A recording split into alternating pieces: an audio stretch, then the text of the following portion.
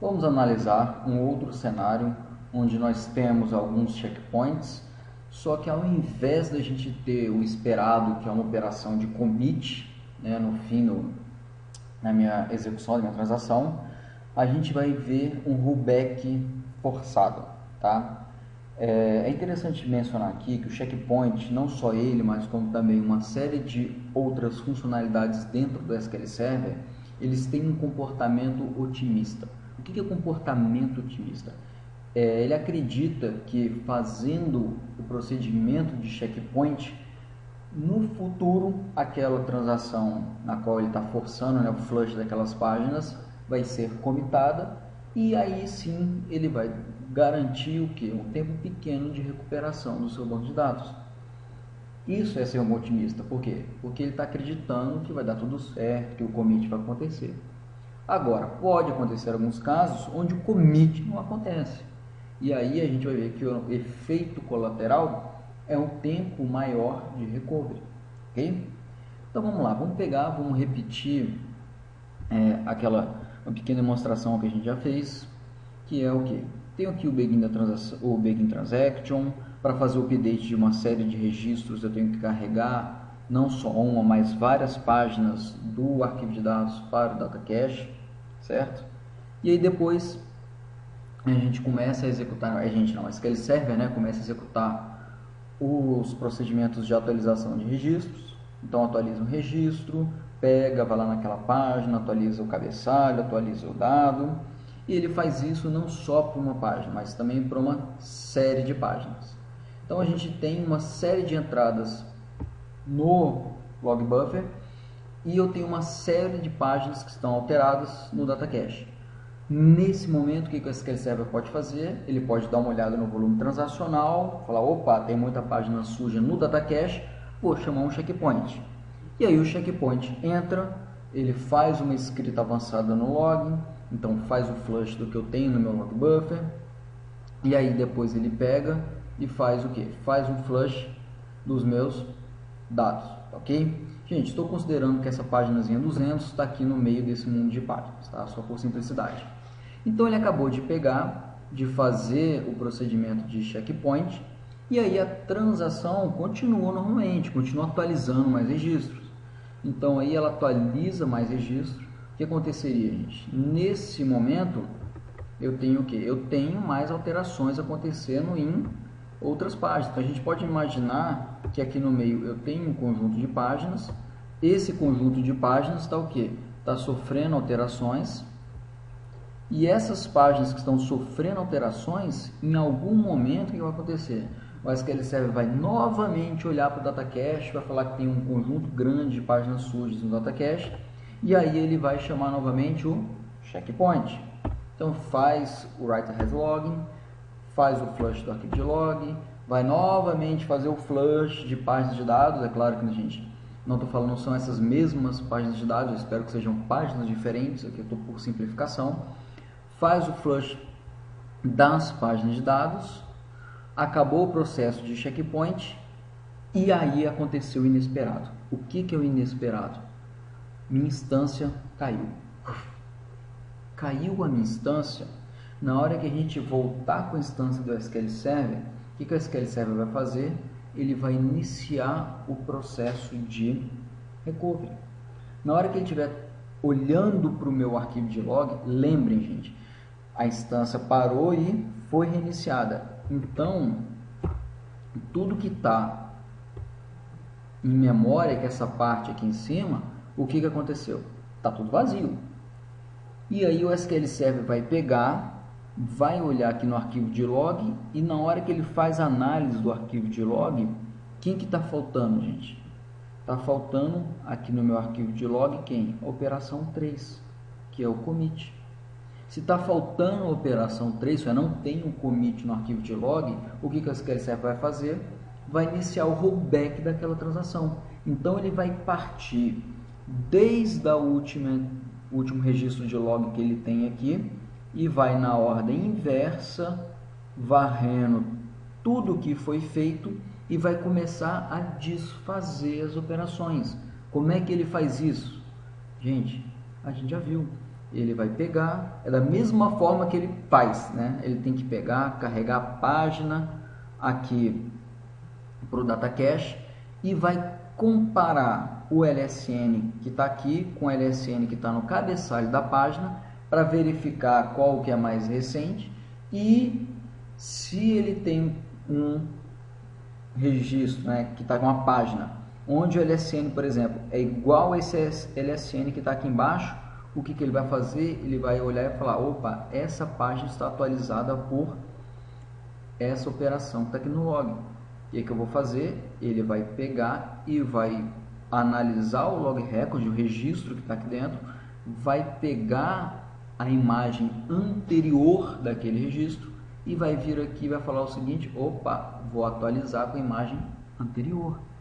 Então, no fim do processo de recovery, o seu banco de dados vai estar no estado consistente. Agora, o processo de recovery nesse caso, que a gente tinha 2, mas vamos supor que fossem 5, 10, 20 checkpoints que aconteceram, eu não tive o commit da transação. Esse processo de recovery vai ser mais demorado, o tempo inteiro dele, né, o tempo total dele vai ser mais demorado do que, gente? Do que o seu recovery interval. Por quê? Porque o checkpoint ele é otimista. Acredita que depois vai vir um commit que vai dar tudo certo. Ok? Mas notem, e friso, o banco de dados vai estar no estado consistente porque existe o log de transação para garantir isso. Log de transação com write ahead log garante sempre um estado consistente dos nossos dados. E aí, a gente está trabalhando aqui, né, na explicação do funcionamento do log de transação e até agora a gente já viu que o log, né, o flush do log acontece em momentos pré-definidos. Quais são esses momentos?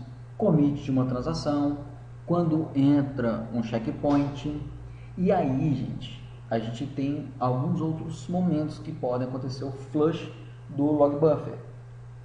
Quando o lazy writer está atuando, que a gente explica daqui a pouco, e aos outros momentos, como por exemplo, quando o log buffer fica cheio. E aí eu tenho que contar para vocês que, por simplicidade, até agora eu estou enganando um pouquinho vocês. Por que eu estou enganando um pouquinho vocês? Porque quando o log buffer ele tem um tamanho, tá? Que uma vez que ele está cheio, o que acontece? O SQL Server faz o flush desse cara. Então, todas as explicações que eu estou falando aqui, olha, eu tenho um begin transaction que faz 10.000 inserções de registros e daqui a pouco o checkpoint entra. Quer dizer que eu tenho no meu log buffer 10.000 inserções de registros de tamanho grande, por exemplo, vamos supor que seja de tamanho grande? Não cabe.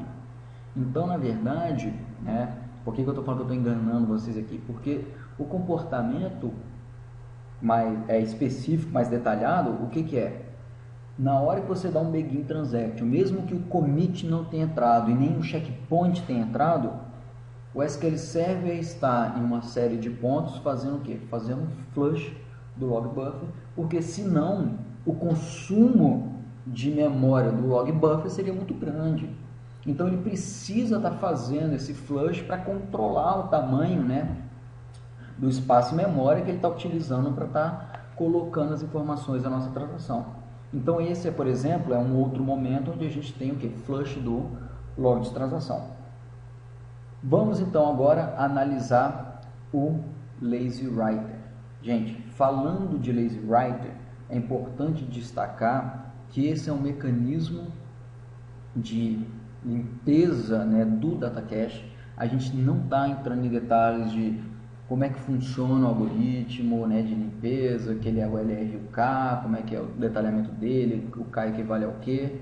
Então eu só vou fazer uma explicação básica do que acontece, mas está fora do escopo desse treinamento detalhar o lazy writer e gerenciamento de memória no SQL Server. Então vamos lá. Vamos dar uma olhada quando que o lazy writer atua e qual que é o efeito, né? Por que ele tem que fazer um flush do log buffer, tudo bem? Então olha só, eu tenho aqui uma transação, tá legal, que vai acontecer, vai atualizar o registro e aqui a gente vê o que, gente? Ele está atualizando somente um registro. Então a gente volta para aquele modelo, aquele exemplo original. Então tem um Begin Transaction, o SQL Server, né, tem que garantir que a página está em cache para poder fazer alteração. A página está em cache, ele pega, faz o update, então atualiza o registro, atualiza o LSN, tudo bonitinho. Até aqui, gente, não mudou nada, a gente já viu tudo isso.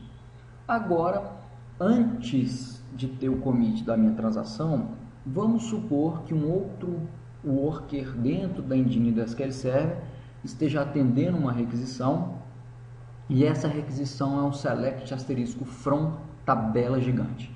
Isso é, gente, se eu estou fazendo um select asterisco from uma tabela gigante, o que tem que acontecer? O SQL Server tem que pegar as páginas de dados dessa tabela e tem que carregar para o data cache para retornar o dado para o nosso cliente. E aí o que acontece? Tem que pegar e tem que carregar essas páginas para o data cache. Então olha só, coloquei aqui uma série de páginas no data cache. Claro, gente, essas páginas elas vieram do nosso arquivo de dados. E aí no momento que a gente começa a carregar essas páginas para o data cache, o que vai acontecer? Vai chegar uma hora que assim, acabou a memória, acabou o espaço disponível no meu data cache. É o que a gente chama uma pressão em memória. Na hora que eu tenho uma pressão no data cache, o que o SQL Server vai fazer? Ele tem que disparar um mecanismo que vai começar o quê? Ele vai começar a dar uma olhada em todo o meu data cache para tentar fazer o quê? Tentar pegar algumas páginas e tirar essas páginas do data cache. Então ele vai pegar e vai começar a escolher algumas páginas e tirar essas páginas. Tudo bem? Vamos supor que o Lazy Writer está atuando, está varrendo ali o meu data cache, encontrou algumas páginas e uma das páginas que ele pegou e vai retirar é a página 200. Então, na hora que o Lazy Writer olhou para isso, falou o seguinte: vou tirar essa página 200 porque ela está sendo pouco utilizada. O que eu tenho nessa página, gente? É uma página que está alterada, uma página suja. E aí o que o Lazy Writer tem que fazer? Se é uma página suja, ele não pode simplesmente pegar e jogar fora a página. Ele vai pegar essa página suja e vai ter que escrever lá no meu arquivo de dados. Mas para ele fazer isso, gente, se eu simplesmente, a SQL Server simplesmente pegasse essa página e escrevesse aqui no arquivo de dados, diretamente essa página, o que ele estaria ferindo? Ele estaria ferindo um dos princípios básicos do protocolo de funcionamento da SQL Server, que a gente já sabe nesse momento, já está cansado de ouvir essa palavrinha, que é o WAL. Ele estaria ferindo o Write Ahead Logging. Então, na verdade, o que acontece? Para o SQL Server pegar e poder carregar um novo conjunto de páginas para a memória, ele tem que jogar essa página fora. Jogar fora não, desculpa, escrever essa página no disco. E aí o Lazy Writer ele vai chamar um método flush_to_lsn. O que esse cara faz? Gente, o flush_to_lsn ele vai fazer o seguinte: na hora que o SQL Server pega e olha aqui para essa página, ele vai ver o seguinte: olha, essa página tem um LN 501. Então, para eu conseguir manter o protocolo Write Ahead Log, o que ele tem que fazer? Ele tem que chegar, chamar o flush_to_lsn 501. O que então o Lazy Writer está fazendo? Ele está falando: log buffer, pega tudo que você tem até o LSN 501 e escreve no meu arquivo de log. Porque na hora que ele faz isso, ele está garantindo o nosso Write Ahead Log. Então, na verdade, o que acontece aqui? O SQL Server vai fazer uma escrita adiantada no log de tudo que eu tenho até o LSN 501.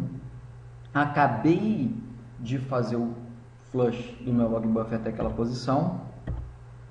Aí sim, o SQL Server pode pegar aquela página 200, mandar uma operação de I/O para escrever essa página no arquivo de dados, que vai substituir a minha página original. E aí, uma vez que essa página está escrita no meu arquivo de dados, o que vai acontecer? Aquela página vai sumir do meu data cache Então não só, claro, gente, não é só uma página, mas uma série de páginas vão sumir, liberando espaço para o quê? Para o SQL Server continuar carregando as páginas que estão aqui para atender aquela consulta na tabela gigante.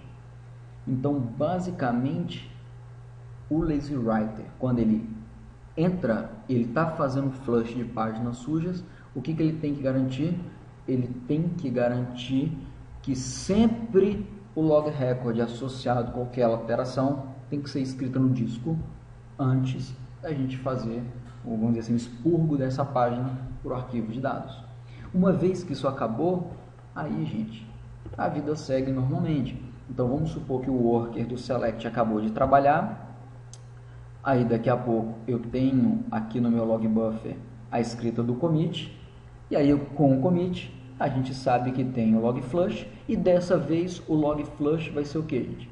Vai ser somente da informação de commit que aconteceu. Por quê? Porque o restante das marcações que eu tenho relacionadas com aquela transação já haviam sido persistidas no arquivo de log a comando, né, do Lazy Writer.